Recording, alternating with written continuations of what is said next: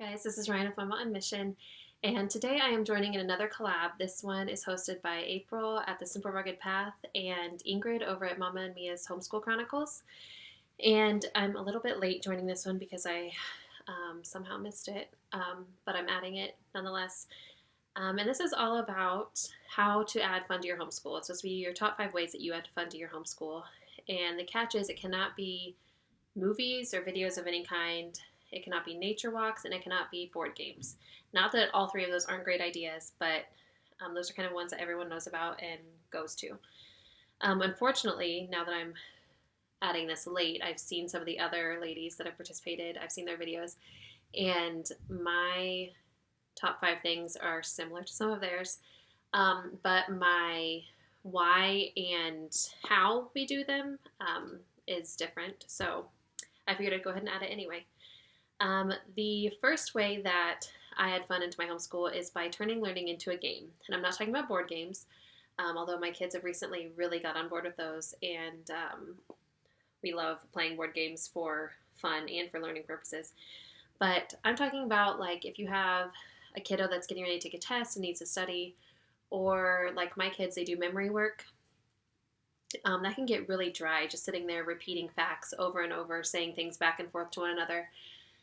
So for my little guys who are 5 and 7, we will do things such as both of them go to one side of the room and try to recite the memory work. And if they get it right, they get to take one giant step. If they get it wrong, they don't get to move. If they get part of it right, they get to take a little step, and it's kind of race to the other side of the room. Or sometimes I'll lay pillows out on the floor and they have to jump from one pillow to the next each time they get a memory fact right. Sometimes we'll do things like, this isn't really a game, but it's adding movement in there, which for little boys is always important. They'll have to do jumping jacks to the words of their memory work. So let's say it's, something easy like the area of a triangle is 1/2 base times height. So they could do jumping jacks as they're saying it, like the area of a triangle is 1/2 base times height. Or something like that, just to get them moving and get them away from just the sitting there repeating and listening.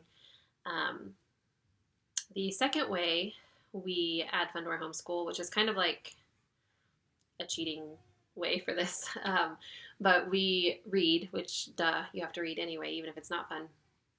But instead of just reading what we have to read, sometimes we just take a break and I'm like, okay, guys, bring me some picture books, or we'll work on our read aloud that's not actually part of our curriculum. And I will not just read to them, but they'll get to go get in a comfy spot and listen in if they're kind of like tired and worn down, or if they're needing to move around. Sometimes, I'll use like the crazy exciting voices for each of the characters. And sometimes I even let them act out the different scenes that are happening. We did this a lot when we were studying Shakespeare, because those can get kind of dry if you're just reading them, because they are plays. So I would kind of read a part and then let them like act out that little scene, and then I'd read a little bit more and then let them act it out again. So that was a lot of fun. We haven't done it here lately, but I think we should get back into the habit, especially because it's cold outside, and to get them moving, it would be a lot of fun. The third way that we add fun to our homeschool is simply add food. We will randomly, just to kind of give them some incentive and to just help them enjoy what we're doing a little bit better, I'll just break out a random snack, like a sweet snack that they don't typically get, and just let them munch on that while they're working on worksheets, or something that they're maybe not liking as much. Or I'll let them, like, I'll make hot chocolate for them or something special that they don't get every day. And that always seems to cheer them up. The fourth way we add fun into our homeschool is we take a change of scenery. Sometimes that is going in our front yard with a quilt and just hanging out outside. Sometimes that is, a lot of time last year and the year before, we would go sit on our trampoline and do school. The challenge this year as it warms up is going to be, I have a 1-year-old now, so try to balance that with him walking around. We'll figure that out. But just getting them outside in the vitamin D and the fresh air makes a huge difference. And I remember, like, even in high school, that was like kind of fun for me. I took a French class I took 5 years of French. And when I was in high school, the French, or all the language arts, was in what we called the cave. And it was like this C-shaped hallway that was in the middle of the school, so there were no windows. And so when it would warm up, my teacher would just be like, okay, everyone grab your books, and we would go sit outside. And we even had like a pond out there, so like ducks and geese would sometimes come up to us while we were taking our French lessons. And, just like getting the sun just makes you happier, but also just like getting to do something a little extra that's, not your typical day-to-day stuff, just makes things a little more exciting. And it definitely works for little kids too. And the fifth way that we like to add fun into our homeschool, which I am trying to get better at because I'm not very good at it, is letting your kiddo lead. Now, obviously, that doesn't mean like let him say, oh, we're not doing math for a week or whatever. But I was, hold your stones, but I was very anti child-led learning or unschooling or play-based learning in the sense that I knew of it. When I heard like unschooling and game schooling and stuff like that, I'm like, so what? These kids are just like, I want to play Minecraft. Let them play Minecraft all day and like count that as learning? I was so confused. But now that I know a little bit of what it is, I understand it better. But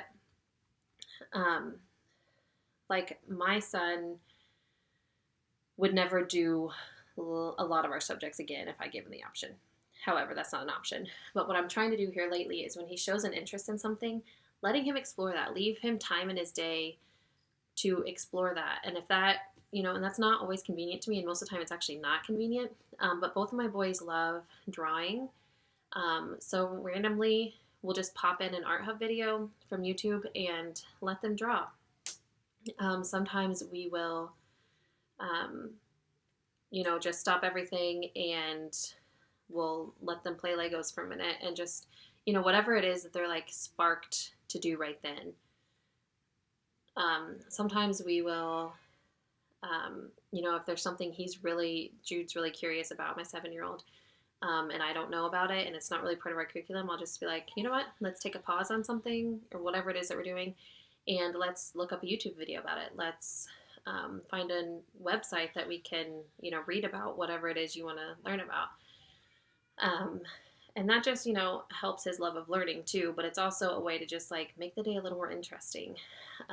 And just the other day he got the newspaper off of our driveway and they were playing with it and whatever, cutting things out of it. I don't know what they were doing, but then he like cut out this recipe and handed it to me. He's like, Mom, can we make these? And I was like, because it sounded really gross actually, whatever it was. But I'm like, you know what? No, next week I'm going to get the stuff and just randomly one day I'm just going to be like, Jude, hey, let's go make these scones or whatever it was that you wanted to make. And that just makes them feel like they have a say in what they're learning, but it's also an excellent way to make learning more fun. So just to recap, turn learning into a game, read and make reading exciting, add food, change the scenery, and take your child's cues on what they feel like doing to an extent.